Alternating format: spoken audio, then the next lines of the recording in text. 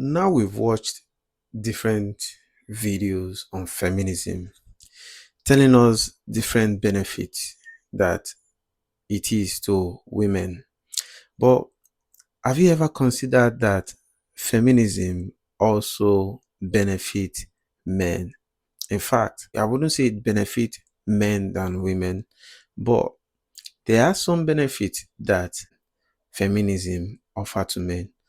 And in this video, I'm going to try as much as possible to give you 5 different points as to which why feminism might benefit men.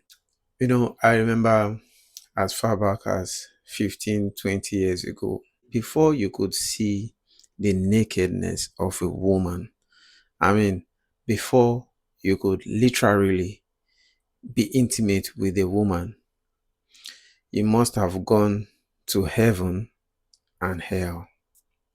You have to make sure you date her, court her, you have to meet her family, you have to meet up with her family standard, you have to do so many things. You have to tick so many boxes from the parents' side, of course, before you even get intimate with her.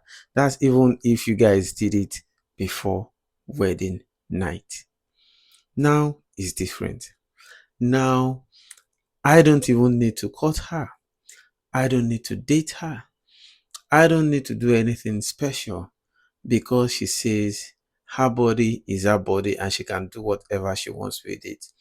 As long as I'm attracted to her and as long as she's attracted to me, I am getting unlimited sex. This brings me to my first point. One of the benefits that feminism offer to men is the fact that men have unlimited sex. If you look at it truly, for my OG, if you remember back then, you will know that back then is far different from now. And the fact that you can go out, have sex with different women, sometimes you just need to visit the bar, visit the pub, buy some women, drinks, talk about things that are interesting. Some women will even have sex with you in the toilet. I mean, literally. Some will even take you to their place, have sex. I mean, I've heard some weird stories when it comes to intimacy with the modern woman. The crazy I've heard is in the park. Another crazy one I've heard is on the train. With feminism now in vogue, men have unlimited sex anywhere, anytime. But guys, stay protected. Stay protected at all times. Number two is the fact that men don't need to be committed. For many of us that have been in very good relationships that, is with a traditional woman, you're going to notice that it demands lots and lots and lots of commitment. But for a feminist, despite you are in a relationship with her, you don't need to be committed. Something that I've heard from guys that are in relationship with these so-called women is very, very strange and outrageous, I must say. There was one that I heard that was saying that despite the fact that she's in relationship, that she has the right to sleep with anyone that she likes outside the relationship.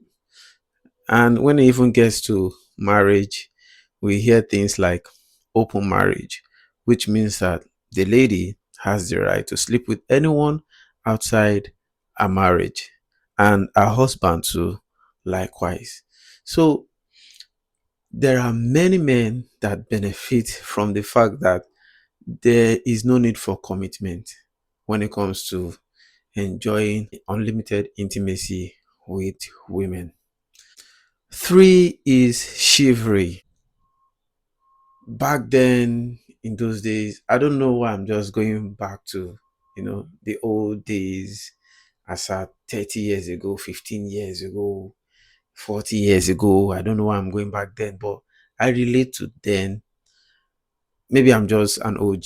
I relate to much of those days than now. But back then, one of the ways that women usually know a kind man, a man that is selfless, is through chivalry. A man that, is willing to open the door for a random woman. She doesn't even have to be his girlfriend.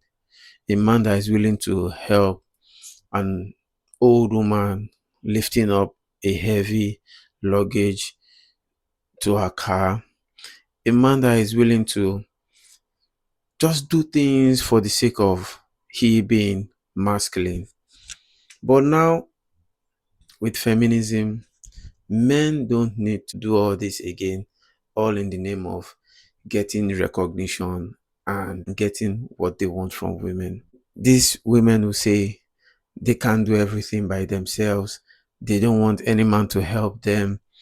If you're carrying a load, it's heavy, and you see a lady carrying a load that is also heavy, all you have to do as a man is be concerned about yourself.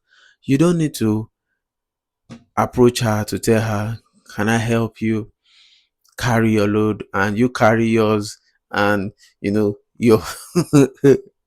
you're jiggling on the road like some sort of car that is unbalanced. So you don't need all that, and yet you will still be attractive to women. So the fourth one is feminist women tell you they don't want marriage. And this is another benefit for men.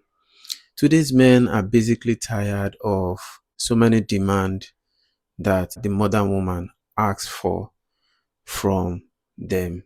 The average modern woman will tell you before she can see you as someone worthy of marrying her, you have to be earning a certain income. And most of the time, when many of these men struggle to get to the top, many of these women now tell you they want to marry you.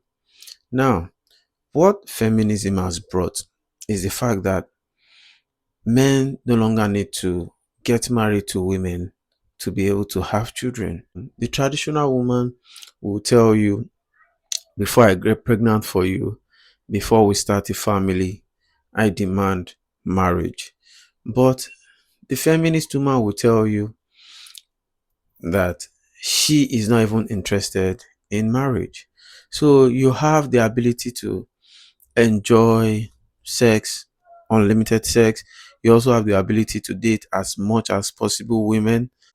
And you have the ability as a man also to have children as many as you want. Number five is the fact that you don't need to surrender or share your resources with these women. Basically, the right way is that men get married to women. When they get married to women, whatever asset they own is also owned by the wife. So, upon during the passing of the man or upon during divorce, the woman is entitled to over 50% of the man's asset. But now with feminism now in vogue, and many of these feminist women saying they are not interested in marriage because they believe marriage is a trap. They believe men use marriage to trap women to make them a subset of human beings.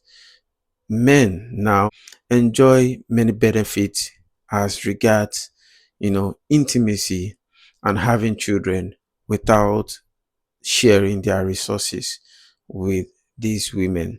An example is a woman that is clocking 30. Now, she's been saying all through her life that she doesn't need a man. She feels like whatever a man brings to the table, I can bring to the table. And as soon as she's clocking 30, she thinks, oh, I've not had a child. And I would want everything I own to be passed down to my own child. With that, she just meets one of the guys that she has chemistry with, and they're able to have a child together. But if it's with a traditional woman, she will tell you that she wants you to get married to her. Of course, she will want to get married early. She will tell you she wants you to get married to her before you start, before both of you start a family. But with these women, you don't need to have, you don't need to get married to have children. You can even have children as much as you want. An example is Elon Musk and many other musicians, athletes out there. They do not need the confines of marriage to have children, which means if anything happens, they will not lose their resources to these women. They can simply pass their wealth down to their own children, not the women who had the children for them. Now, let me know what you all think about this video in the comment section, and share, like, and subscribe if you know this video has been insightful to you. And I'll see you guys in the next one. Thank you.